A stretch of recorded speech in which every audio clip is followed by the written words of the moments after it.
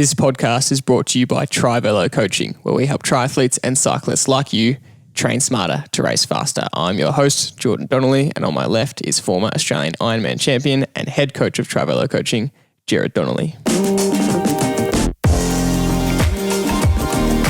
Welcome to today's episode. We are in a pretty good mood today because it's the first day of spring, the sun is out, and we've got an exciting topic to talk about. But before we get into the topic, just a reminder, if you haven't, you can join our free Facebook community. The link for that is in our bio or in the description of this podcast episode. And also, if you enjoy our podcast, please remember to leave us a comment and a review. It really does help us and get the word out of our podcast and our information to other athletes like you who benefit from it. So today's topic, we are exploring the best training sessions on the bike to make you a well-rounded rider. And last week we spoke about what we believe to be the best value running session. And today we're going to really go into detail about what type of sessions could help you specifically become a better athlete. And every athlete is slightly different, so some sessions might be really beneficial to you that you hadn't thought of yet. But before we get to the topic, as always, we want to start with our gratitude segment, reminding you to find something that you are grateful for in your week, especially in these lockdown times. So,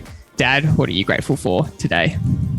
That's a great question. And really, I've been just on the sideline before I get into my gratitude. It's also a gratitude. I suppose I've got two, really, which I shouldn't do. But I'm just grateful that there's no rules on gratitude. I just have 7 if you want. We're actually, the feedback I'm getting from the podcasts, I'm really grateful to be able to help people. And it's really great that people comment and say how much value they're getting out of our free coaching tips. And I just love that. It's for us to be able to help anybody on their journey.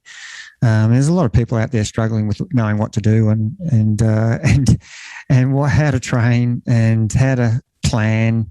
And if we can help someone improve 1%, we've done our job. And that's the value of a podcast. It's a free coaching, almost free coaching call. And I think I'm just rapt that people are getting value out of it. So I'm very grateful for that.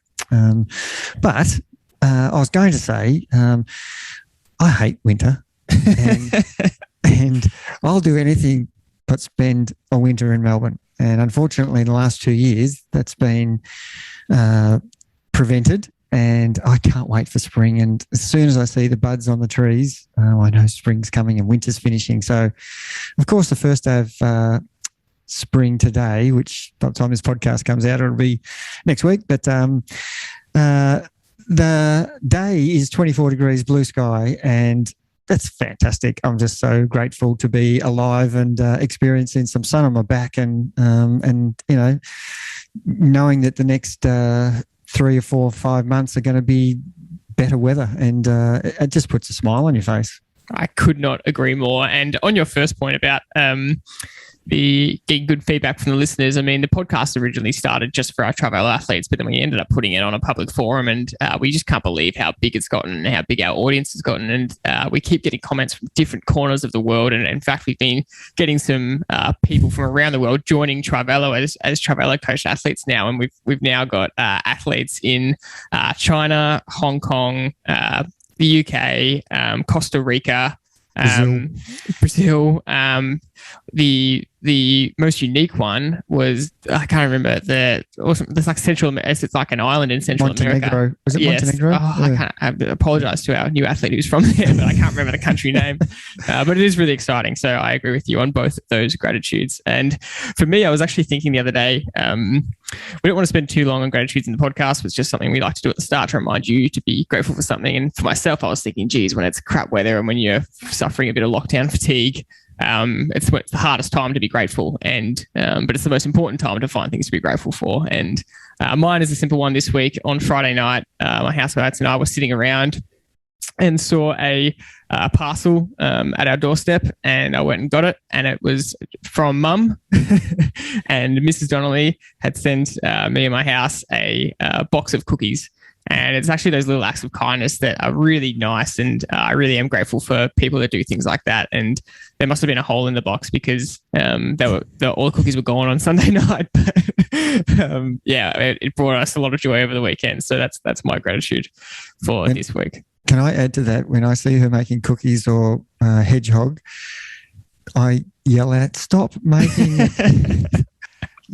I don't want to eat it. Yeah. But I love eating it, but I don't want to eat it because I know it's no good for me. But anyway. Exactly. Yeah, that's exactly my housemate's reaction, because it's not the first time she's done something like that. And they all say no and then start stuffing their faces and say, why should you do this? Anyway, so next segment for the podcast is what has caught your attention. And Dad, you're on a new bike. That's caught your attention. Yeah, interesting. And there's a point I want to get across to everybody out there. If you're used to riding the one bike and then you change bikes, no matter how good a job you try to do to set it up the same as the old bike, it isn't the same. And you need a little bit of adjusting time. So that's the first thing. That's the first thing that caught my attention. The second thing is, obviously, we bang on about power and how important it is to train to and to race to and to get the value out of each training session by actually training at the right power number. And I do a session on Tuesday with this new bike, and I'd totally forgotten that I had a different power meter on the bike. And the session was, whatever the session is, it's 1 minute efforts. And I've got a starting point that I use for a signpost and a finishing point, I use a tree. And I know that it's 1 minute. I've been doing this session for over 12 years. So I know how I'm going depending on how long it takes me. It's supposed to be 1 minute. If I'm going crap, it'll take me 1 minute 4, 1 minute 5. And I know that. I know I'm not in form, and I just suck it up, and whatever the power is, the power is. But when I'm really interested in getting fitter and getting into shape and almost getting to the race ready phase, I should be getting there in 58, 57, 56 seconds. And I know that's good feedback. And of course, the power will reflect that, because it'll be, for example, 390 watts if it's a minute 5 and 410 if it's 58 seconds. So they're the numbers I know from 12 years of doing it. Anyway, on Tuesday, I just totally forgotten that I was on a different bike, and I got halfway up the hill in the 1 minute. I'm going, far out, my power sucks today. I'm not going anywhere near where I should be. My watts were at 380 or 390, and I got to the corner. I looked down at the time where the post was for the finish, and it was 54 seconds. And that's the time that I would do if I'm in great form. And it was just a reminder that you really need to pay attention to things like changing bikes, changing power meters, because if I didn't know that the finish line was there and just gone by the power, I'd be saying, geez, I suck today. But in fact, it was the complete opposite. I am flying today, and the power is reading low on this power meter compared to the old bike. And then for the rest of the session, my mind was at ease that I could be, I think it was reading nearly 12 to 15 watts lower than my other bike. And that can happen between power meters. And by knowing where the minute finish was, that gave me that instant feedback of, right, my new number for today is somewhere around 400 instead of being 410 or 415. And sure enough, every effort I did for the next 9, I was getting there in between 54 and 56 seconds, and it was 400 watts. And I was totally satisfied, happy with the session. Had I not had that information, feedback, I would have finished the session going, far out, 10 watts lower than I've been before. That's a crap session. But do you see what I'm saying here? You have to know all the information to analyse whether you're doing it well or not. And it's just such an important point, I think, that caught my attention. And I thought, this needs to be told. It absolutely makes sense. And it's just a reminder, isn't it, that power is our biggest training tool. It is what we just thrive off to use, but it is not the goal. The goal is to get from point A to point B faster, and power is just our tool to do that. But you can easily forget that. And we do have a lot of athletes that forget that sometimes. And it's so important to not fall to the trap of focusing on more power as the goal, and remember that getting to A to B is always faster, is always the higher goal. What you've just said is 100% accurate. We do need to know our power, but as long as it's reading consistent, and then it can be a useful tool. The minute it's not consistent, then it becomes actually a negative, and the mindset can change by you getting poor information back because it could be 5% out. So there's so much about that's important to know. But in anything we do, we are really trying to get from A to B as fast as possible, and whatever method we use, that's the tools we have at our disposal. And power just happens to be one. Aerodynamics, the type of bike you got. There's so many things that we talk about. But our goal is to get from A to B as fast as possible. So speed in the quickest time. They're our goals. Yeah, and what you're saying is you really need to pay attention to as many facets of your data and your training and your performance as possible. Because if one fails, like power, you need to know the others so you can really get an accurate measure of how you're doing. Yep. What got my attention is I wanted to touch on the Paralympics. Obviously, it's another 2 weeks of epic sport on Epic News. It's great to watch it all. It's not good for productivity. Once again, just like the Olympics, it's a lot of time being distracted. But for me, my favorite events in the Paralympics are the guided events. The category is usually T something. And I love watching the runners because I just think it takes such on the track. It takes such discipline and trust in a training partner you're putting your Olympic performance in the hands of each other, and they have to be so well trained, so in sync, so aligned in how they run to be really in sync and push each other along. But more specifically, the para-triathlon on the weekend really gave me goosebumps. The teamwork they had with the guide was so special. And for me, I just thought watching a lot of them cross the line, it was so emotional. And for the medal winners, it was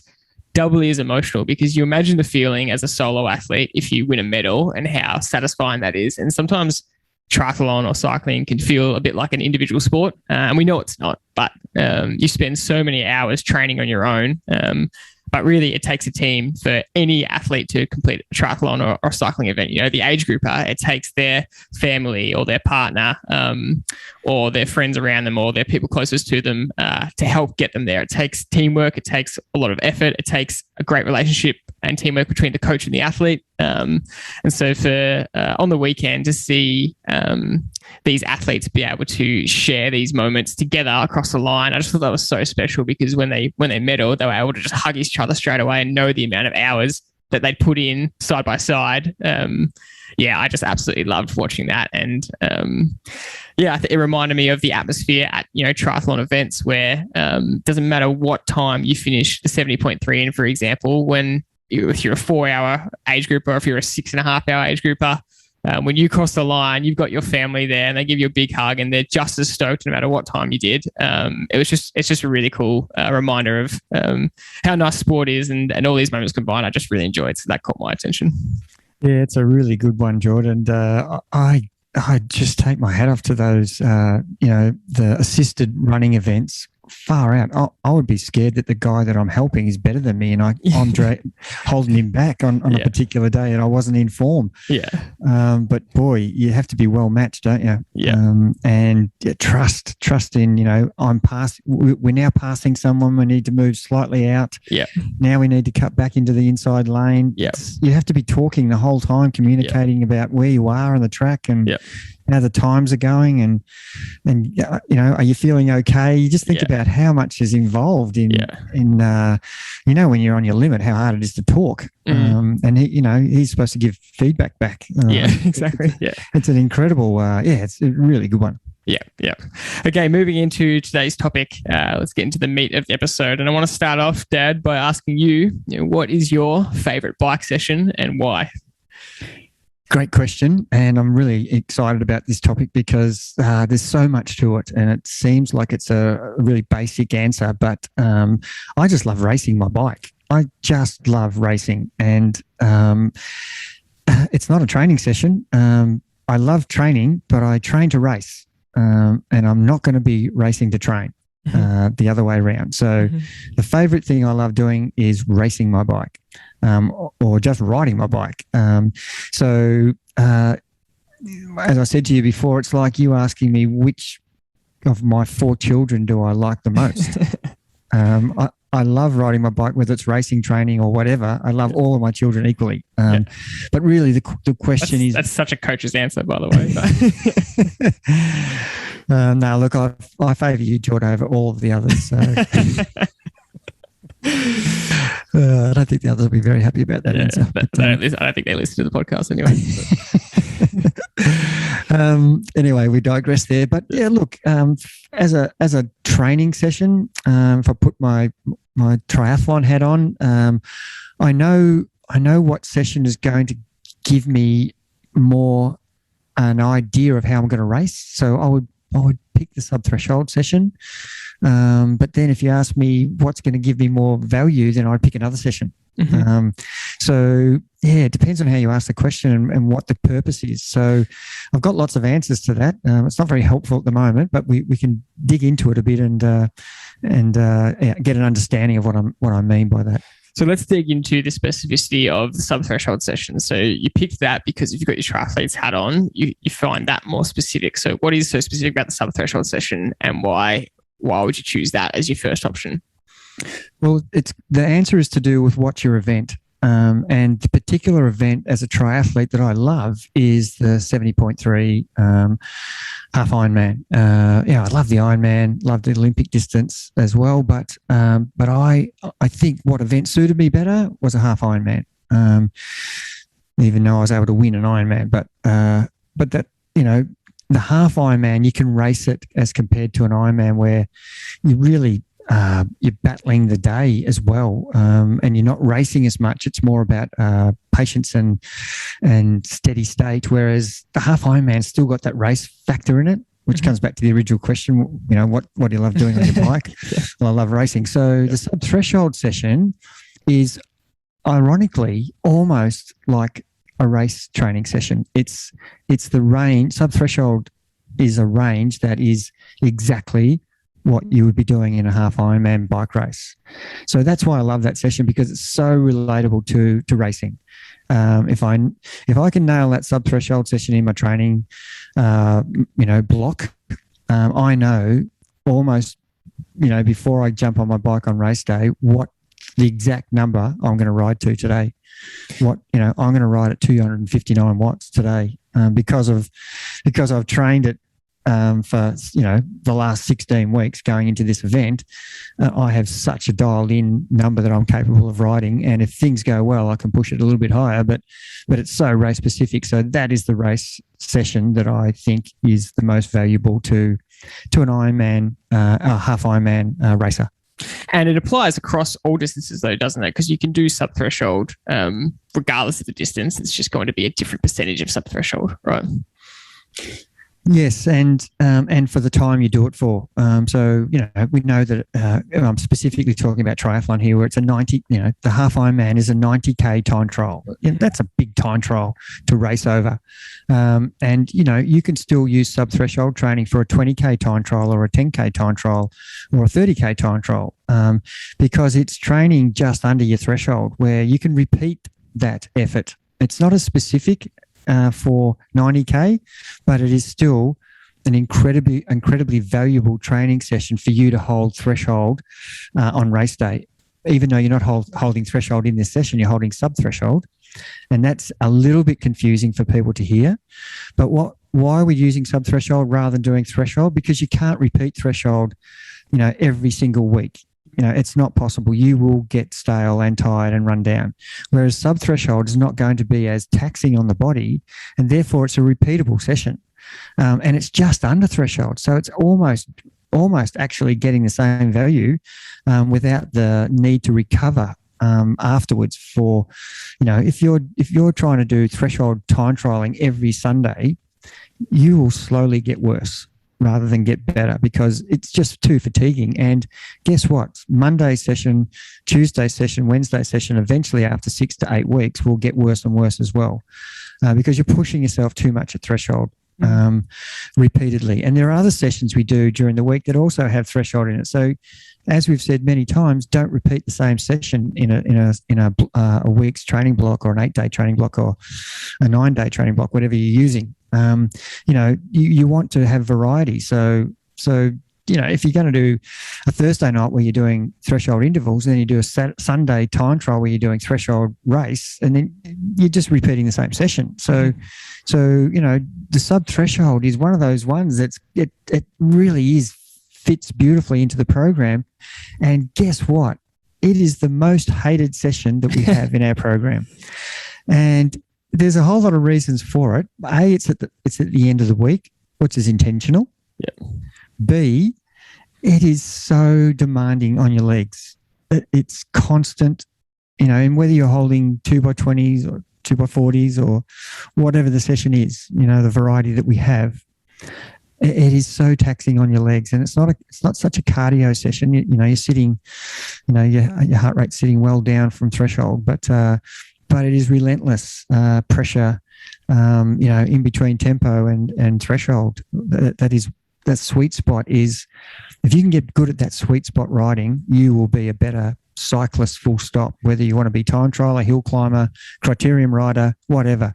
And no one who's a good, all-round general cyclist thinks that. They just think, I need to be doing threshold riding, over threshold riding, and they just completely ignore sub-threshold. And it is one of the key sessions that, as a cyclist, you should be doing in your program regularly. And you should, change your mindset.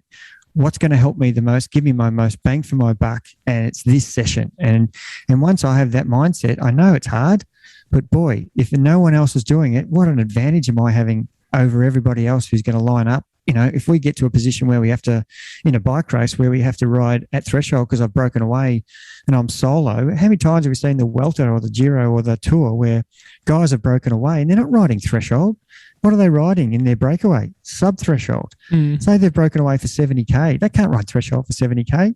So they have to go to the sweet spot, which is, pressure on the pedals. And whether it's a 10K breakaway or a 70K breakaway, it's an interesting session that people love to hate, but you've got to turn it around and just love it, because it's going to make you a better rider. I couldn't relate to that anymore, because it is just the most uncomfortable session of the week for me. But I also know that, as you're saying, it is one of the most beneficials for being race specific. And I was actually trying to explain to a friend, I just happened to be telling them what session I did that day, and I was trying to explain what sub-threshold meant. And I said, it was so hard. And they were kind of asking why it was that hard. It was a really super tough session. And I was struggling to find the words to articulate why it's hard, because you're not out of breath. Your heart rate's not up. You're not gasping for air. Your legs aren't burning like they are in a VO2 session. So it's like, well, what's hard about it? And you go, I don't know. It's uncomfortable. You're just sitting in this spot. Relentless, isn't it? Relentless is the word. It's uncomfortable, and just for an extended period of time. And it's like someone's stabbing you in the foot with something, just holding it there.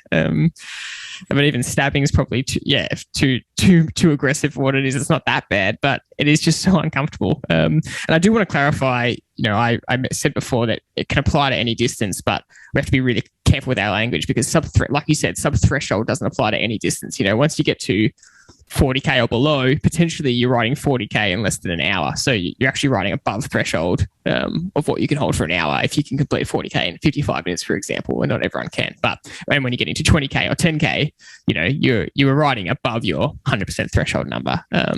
But just overall, we're kind of talking about the sub-threshold session. It's below that, what you can hold for an hour. So you're not accumulating more lactic acid than you can get rid of, and therefore you can hold that period for longer. Hence, in a 70.3, so a 90K time trial or an Ironman bike, you're holding that sustained number for hours at a time. And that is why, exactly what you said, we give this session much closer to races. When we get into that race ready phase, that's when we really prescribe it to get people in that zone ready to race, right? Yeah, exactly. And that's exactly what I was going to say as well. And that's when it comes into the race ready phase. And it is a good one to build fitness, but it is a good one to actually hone in on your, we talked earlier about, getting from A to B as fast as possible, understanding what your power number is at sub-threshold and what the average speed is related to that. And that's a really intriguing thing. And, you can almost predict your finishing time. If you know that you can average 40 Ks an hour at 300 watts for 90K, you'll know that that's a 2 hour 12 90K. Yeah. that, it's almost handing you the result. Yeah. So you need to understand what that relates to in terms of effort, and I think that's an invaluable tool. Yeah, absolutely. And like the point you made at the start of the podcast is, you need to know what power and speed you can hold, so that when it comes to race day, you are looking at all the information and judging how your performance is going based on all that information, not just power, because your power could be off for the day for some reason, but you still could be riding 41 k's an hour and be riding better. Yeah. That's exactly right. So putting your cycling hat on, what kind of session do you go to when you think, all right, what's the best cycling session for me? I know you said that sub-threshold is important, whether you're a triathlete or cyclist, but yeah, just sticking your cycling hat on for a second.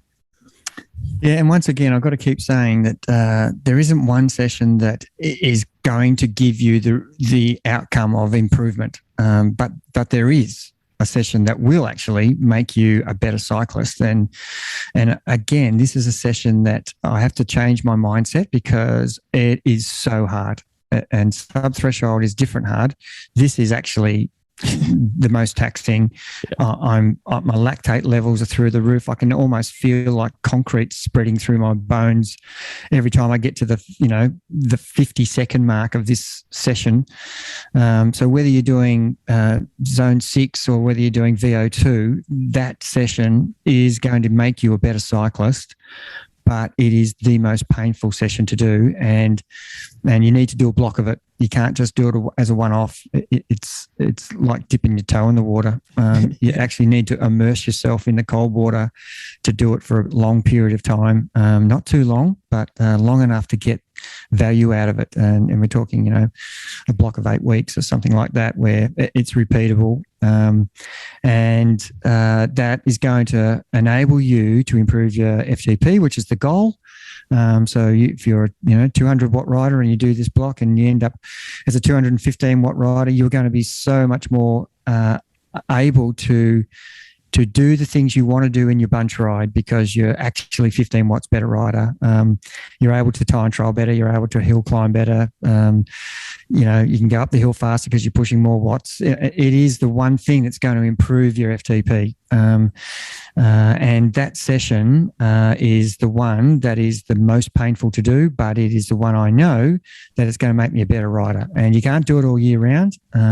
Again, it has to be specifically put into the program when it's most needed. And that's the beauty of understanding when to do certain things in the program. But that is the one that hurts me the most. But I know that I'm going to be such a better rider when that block finishes. And I'm excited about that. So I look forward to the session, even though it's a warped way of approaching things. Oh, great, VO2, hill repeats, here I go. What's my numbers? What did I do last week? How quick can I get to that 1 minute point in my circuit? And how comfortable did it feel this week compared to week 1? And now I'm in week 8. Am I doing better numbers than I was in week 1? And the VO2 second part of that session is exactly the same. Where am I at? What's my numbers? Did it feel as exhausting from week 8 to week 1? And of course it still feels hard, but you look down and you find you might be riding 5 or 6 watts higher than you were in week 1. So the feeling probably feels exactly the same pain, but you are actually getting the overload value of it, and you're able to cope better. Already your heart rate might be the same for higher watts, and they're all really exciting things that I look at when I finish the session and go and analyze it. And you and I have talked about this session many times. How well did you go? What were your numbers today? Mm-hmm. Were you able to sit still on the bike and just let your legs do all the work? Mm-hmm. Not bounce your upper body around as you're trying to ride a 60 RPM. Yeah. All these things are so important that you just become better at riding, and it is the one for a cyclist that, again, they all avoid. They would much rather go and do a fun bunch ride than go and do a solo VO2 session with strength in it. And yep, keep avoiding it because that'll make us all a better cyclist. I mean, come race day, it'll be something we've got up our sleeve that, if you're in a race that's got, 4 or 5 hills that are, 30 seconds long or a minute long or a minute and a half long. And, geez, everybody's smashing it up the hill and doing 400 plus watts. And I look down and I go, well, I can do 9 of these at 400 plus watts for over a minute. It gives me incredible confidence. And I know that I can recover straight away and do it again. And in the race, it's only got 3 of them. So as a confidence thing, you start to get an idea of what you're capable of doing from training and implement it into a race. And the scenario of sometimes you see these events come along and you see that, it's got a couple of hills that are 30 seconds and you already know from what your data is what you can do and recover and do it again. And I say to guys, how did you go on the hill? I knew I could do that because I'd done it, 9 times in training, and I could cope with it. So it's got so many good positives about it, but everybody avoids it. It's like you had a camera on me for my session yesterday, because on the 8th and 9th rep, I was very much like an extravagant Italian cyclist, just throwing my shoulders everywhere and bouncing up and down. How they completely exaggerate when they're at the top of the hill. That was absolutely me yesterday. But we had a conversation yesterday because it was the last time you're doing it in your block, and you said, thank God this block is over. You've been doing it for 8 weeks now, and as much as you do look forward to it, you're glad that you don't have to do it all year, and it's just get through that block, change your mindset to this is going to be a tough session, but this is really going to hurt, but as you said, it's going to be the most beneficial, and that's what makes it worth it. Definitely. I want to touch on, because those 2 things combined really paint a good picture of already how to become a well-rounded cyclist. You need to have those over sessions, those VO2 max sessions to improve your FTP, and then you can use a sub-threshold style session to improve your ability to hold race pace, depending on what race you're in. And I want to talk about your ability to just hold threshold in general, which both those things help, but your serious threshold. And the best example of this that we know and we see is our man, Wow Van Aert. He's just such a well-rounded rider. And it's no coincidence that his strengths make him it's like a positive cycle. It's a positive feedback loop. His strengths make him better at everything, which increases strengths, which make him better at everything. And that's why he can climb, it was a Von 2 that he won at the Tour. I can't remember which climb the stage he won. He's won the time trial. He's an absolute freak sprinter, and he's a one-day classic specialist. He's got that strength, and he's the perfect example of a well-rounded rider because he has all these tools in his arsenal. Oh, it's so spot on. And, he should be called Wow Van Aert, shouldn't he? But our man Wout, we love him because he's Belgian. And look, what he did in the Tour, winning Champs-Élysées as a sprinter was incredible. Winning Von 2 as a climber and winning the time trial. I mean, that sums up what we're trying to get across. And we're talking about everyday cyclists here who have got jobs and got families and, can't train like our man Wout can. But if you can keep these things that we're talking about in your program, the ability to hold threshold is key. And whether you want to win a criterium, whether you want to win a road race, or whether you want to win a hill climb, whether you want to win a time trial, if you don't have the ability to hold threshold for some period of time, then you're going to be limiting the weaponry that you have in your arsenal. I've coached many people who are incredibly gifted in their tactics, and their fitness is awful. I've said to them many times, come and do the program and build your fitness, and you will be unstoppable. Because if you can match the fitness that you've got with your incredibly good tactics, no one can beat you. And you need to work on your threshold, and because you just can't repeat efforts, and you're an easy person to beat no matter what your tactics are, because all I have to do is do repeated efforts, and I know that I've got you, because you can't recover because of your poor fitness and your refusal to do threshold riding. And that's what threshold riding does. It allows you to recover. Not only can you hold threshold, but you can recover quickly when you've got good threshold ability. And we know that in all of the main tours, the Giro, Tour and the Welter, and any of the other stage races, the GC contenders, you can't be a GC rider in a team if you can't time trial. And how does that, there's only one time trial in the whole event. How does that, what do I mean by that? Well, every time you go up a hill, you're actually time trialing at threshold. And whether it's at a hill that goes for 5K, or last night's Welter stage went for 20K, some hills go for 2K.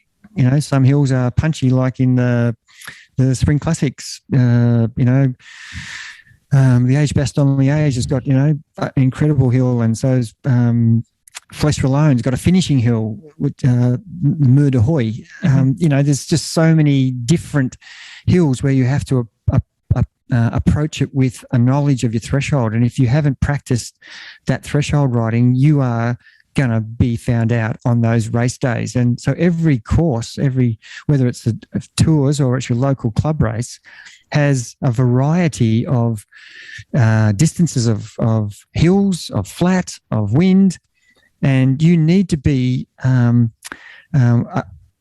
yourself with all of these abilities to be able to ride against the elements and against your opposition. And the better you train all of these different aspects, the more in control of the race you're going to be. Whether you're riding D grade at your local club race or whether you're riding A grade, it doesn't matter. You're riding against people of similar ability, and as you improve, then all of a sudden you're dictating the race now, because you have the ability to sprint, you have the ability to ride threshold up a hill, you have the ability to jump across from the break from the bunch to the break. You have all these ability things that other riders, they can only hang in the bunch and wait for the sprint. That's all they can do, because they haven't practiced anything else. They're just sitting in, hiding. They haven't got the fitness, and they want to have a sprint at the end.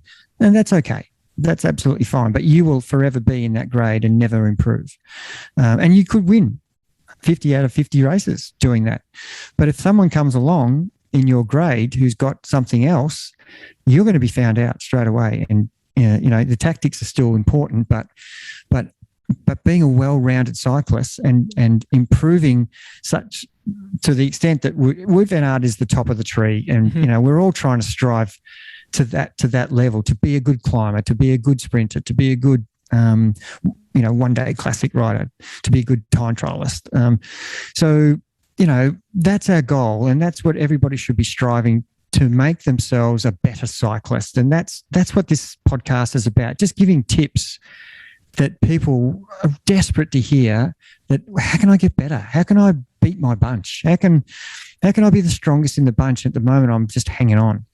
These are things that you should be using in training, and then gradually over periods of weeks, months, and years, you will go from the back of the bunch. And I've got that many examples of people who join our particular bunch ride, which doesn't happen very often these days in the last 2 years with COVID. But guys have started just hanging on, and then now they're at the front of the bunch, putting the hurt on everybody, and it brings a smile to my face. It kills me, but. But it's terrific to see them work their way through the bunch, and they get such confidence, and they know that they've done the work. They know they've got variety in their training. They know they've got sessions that no one else is doing, that are improving their FTP, improving their ability to hold threshold, riding at sweet spot, doing the endurance ride. But we started off this podcast by trying to identify which is going to be, the one session, and the general answer is there isn't one thing that's ever going to be the difference. If I just gave you the one session and you just rode easy for the rest of the week, you would improve still, but it would be such a slow rate compared to adding recovery, tempo, endurance, subthreshold, over under, every single other thing that we do in the program. So, you just can't add one thing and expect it to be the answer. It's got to be a combination of things, but there are specific sessions that will improve you and get more bang for your buck and give a greater rate of improvement, and it'll probably happen quicker. And we talk about that with cyclists in general, especially with the Wow Van Aert example. I'm going to keep calling him Wow Van Aert forever. But this applies so directly to triathletes as well, because triathletes, you just ride the one pace in the race, but it doesn't mean you train that way to perform better in the race. You need to train the way we're talking about it. Be a better, well-rounded rider, and then that will help you get really specific when it comes to your race. And this is the last point I wanted to touch on, is that we really do pride ourselves at Trivelo about being good at time trials, but that's because we pride ourselves on being good, well-rounded riders, and we train people to be good, well-rounded riders. And I want you to just talk on that concept a little bit more, because it's something that you do really deliberately, and it allows athletes to have a wider choice of what they want to go for. Basically, you use the word, riders can do whatever the fuck they want, because they're in such good shape to step into any category of race. It just opens your options up, Jord. It's incredible. Become a better time trialist, and you are going to be a better cyclist. And I could stop the sentence there, and people go away and practice time trialing. That would be the end of it. But the question is why? What is it doing? And just what you said before, in triathlons, we're trying to ride at steady state pace the whole way. Remember, in a triathlon, if the general course might have hills and it might have wind, so there is periods in a triathlon even where you're having to ride at a different power. It could be the top of the range that you set, and it could be the bottom of the lane range for a downhill or a tailwind. So it's very rare that we actually are on a dead flat course with no wind. And at the end of the day, we're still having to manage power at different variations in the one race. Even as a 90K time trial, there is no course. Well, Bustleton probably is as close to a flat pancake, but you've got corners, turns, U-turns, where you're having to get out of the corner and get your bike speed back up. So you're burning a match by riding high power there. So that, it's not like you're just riding across the Nullarbor and holding 260 watts for 2 hours 15 with no change in wind or gradient. So that's variation in time trialing power is really important, but the actual time trial training, and whether you want to call it time trial training or threshold riding, it's more accurate to talk about threshold riding, and various percentages of threshold riding. So when you're doing a tempo session, it's 75% of your threshold. I'm wanting you to ride at 75% of your threshold. It's threshold riding at 75%. Mm-hmm. When you're doing a 20-minute time trial, I want you to ride at your 100% threshold. So when you're doing a sub-threshold, I want you to ride at 90% of your threshold. So all these sessions, we're trying to get your body used to riding at different percentages of threshold so that, you are used to holding steady state. And that is the thing that's going to be the biggest weapon that you can use. You do the other sessions, of course, that have high power, high intensity, over-unders. There's so many other examples of what we've talked about, but almost the foundation session is threshold riding at various intensities, and that is the last thing most cyclists go to when they say, right, I'm going to get fit for, I don't know, Three Peaks or Amy's. Mm-hmm. I just need to ride the bunch. I need to go and do hard, fast training. That'll really bring me up. And it will. It will help you. But if you don't lay the foundation, it's like building a house without, concreting the stumps in or laying a good slab with reinforcement in it. If you don't do that, no matter how hard you ride in those fast bunch rides, you will stay the same at some point. Whereas if you lay a good foundation of threshold riding, where you can hold steady state, at different percentages, you have got so many more avenues of improvement from that base that you've established in your training.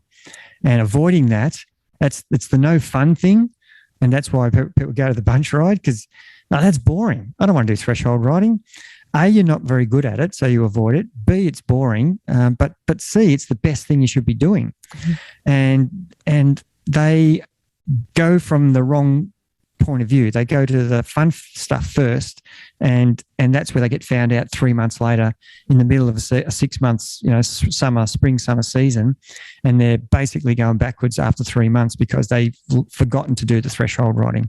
Yeah. And we do it all year round. It's something that we don't leave out of our program. We will do some type of threshold riding at 100% for the whole year. So your body is all the time getting used to riding at its limit. And then we throw in the variations. And being able to hold 40 minutes at 90% is practicing threshold riding. And, doing 4 by 5 minutes at 105% is practicing threshold riding. Doing 1 minute efforts, it's not actually 100% threshold. But that's the key distinction, isn't it? Because his threshold is technically 100%. But I know what you're saying. Yeah. Yep. So riding 1 minute at 130 to 140% is practicing riding that at that threshold percentage. And I think if you can get anything out of what we're saying today, switch your mindset from. You will still have time for the bunch ride in the program for the fun stuff. But yeah, the fun stuff and that's still there, but it can't be every session. And that's the point I'm trying to make. If you want to just have fun and not improve, yes, do that. But if you are actually listening to this to get some way of getting to be a better bike rider, then listen to what we're saying here. Practice your threshold riding first and still include the fun stuff once a week, but don't do one without the other. And watch your form grow, watch your FTP grow, watch your confidence grow, and of course it doesn't happen in 6 weeks. Every season, every winter, every year, you just become such a better rider than you were, 3 months ago, 6 months ago, a year ago, and you're just putting layer upon layer of threshold riding on top of, and you just become such a well-rounded athlete that when you decide you want to do a 9-hour Three Peaks event, you can do it. When you decide you want to do 140K undulating Amy's 1-day classic race, you can do it. When you want to do a 60-minute crit race, you can do it. You can be the woot. You can be the time trial, the hill climber or the sprinter because you've got this ability to ride threshold. And there's no coincidence, like I said before, the best riders in the world are the GC riders. And guess what they are very good at? Riding threshold. Yeah, riding time trials. And it reminds me of an article you sent me in the last week sometime about a running coach that we really like. And he was talking about how to be a good 5K runner. And in the article, he says 5K is an interesting distance because you need to have a really good aerobic base to be able to handle the distance of 5K, but you also need to have a really good threshold because it's really as close to your threshold as possible, or maybe slightly over. But you need to have good speed as well because the back end of the 5K, you want to be able to push fast, push your times harder than way above your threshold to really finish off the 5K. And it's just this big mix of things that you need to be good at. And it just reminded me of cycling so much. That principle just kind of applies universally where the more you're good at all these things, just the more layers you have, like you said, and the more you can just be a weapon across various events because of it. Yeah, the cyclist who's the one-trick pony who just has the sprint or can only just ride threshold, he's not going to win a lot of races. Just being able to ride threshold, that doesn't help anything. You've got to have practiced your high threshold riding, your sprinting, if your goal is to be a better road racer or criterium rider. So understand that just doing threshold is not, you've got to have, like we're saying, a mixed bag of ability to do all of it, and relying on just tactics or relying on just my sprint or relying on just my threshold, that's going to limit you to how successful you're going to be.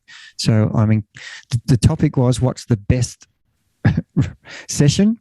Well, I've given some good examples of what sessions are really going to help, but at the end of the day, my summary was always going to be, I want all of my children to do very well, all 4 of them. And I want all these sessions to be in your program. And I'll finish off by saying, today would have been the perfect day to do what is my favorite type of cycling session, and that is our Wednesday hill ride up in the hills, when it's just a glorious spring or summer's day and you go ride for a few hours out in the hills with no cars around. I just cannot believe how fun that kind of ride is and how rewarding it is. And we know the value in hill training. We spoke with regards to running last week, but would have loved to have done that session today, but alas, lockdown doesn't allow it. But I want to finish on that point and say that's just another one, another tool you can have as part of your tool belt to help you become a better, well-rounded rider. On that note, we'll finish there. Another good episode. Thank you very much for listening. As always, we'll see you next time.